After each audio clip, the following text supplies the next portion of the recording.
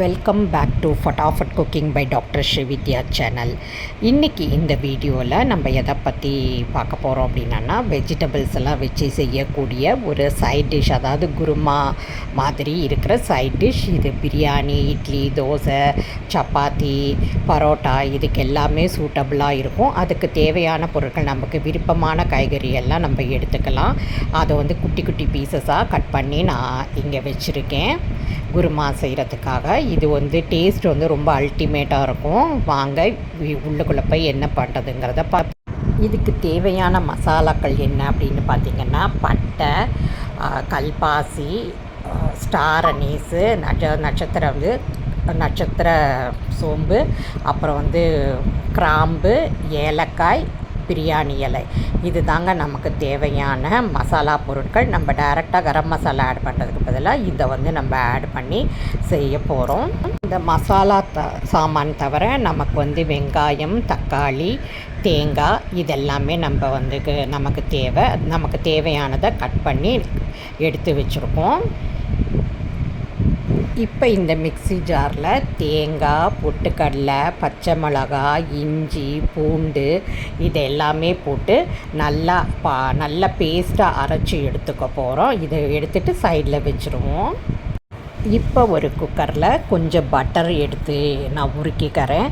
So இந்த butter உருகின பிறகு நம்ம கட் பண்ணி வச்சுருக்க வெஜிடபிள்ஸ் எல்லாம் போட்டு நல்லா வதக்கிக்க போகிறோம்.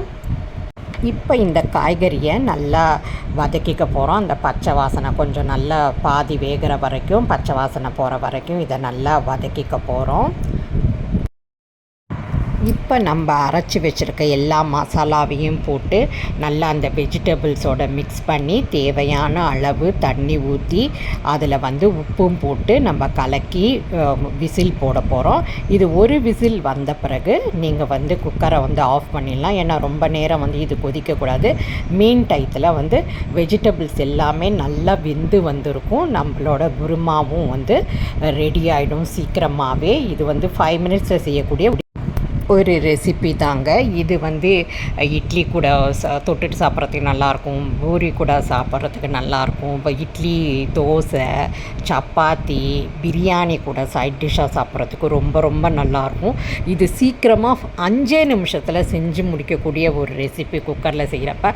இந்த வீடியோ, இந்த ரெசிபி, இந்த இன்ஃபர்மேஷன்ஸ் உங்களுக்கு பிடிச்சிருந்தால் லைக் பண்ணுங்கள், கமெண்ட்ஸ் பண்ணுங்கள், ஷேர் பண்ணுங்கள். மறக்காமல் இதை ட்ரை பண்ணி பாருங்கள். அதே போல் மறக்காமல் எங்கள் சேனலையே சப்ஸ்கிரைப் பண்ணிக்கோங்க. பெல் பட்டனை, ஆல் பட்டனை எனேபிள் பண்ணிக்கோங்க.